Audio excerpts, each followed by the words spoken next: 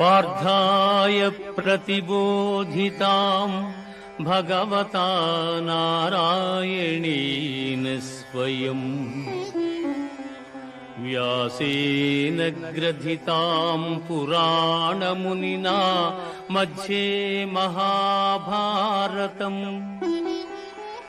అద్వైతామృతవర్షిణీం భగవతీం అష్టాదశాధ్యాయినీం అంబా త్వామనుసందధామి భగవద్గీతే భవద్వేషిణీం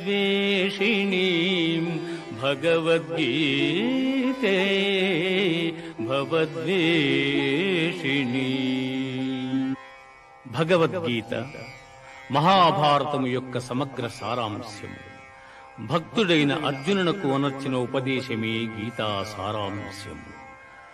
భారత యుద్ధము జరగరాదని సర్వవిధములా భగవానుడు ప్రయత్నించెను. కాని ఆ మహానుభావుని ప్రయత్నములు వ్యర్థములాయను. అటు పిమ్మట శ్రీకృష్ణుడు పార్థునకు సారథి అయి నిలిచెను.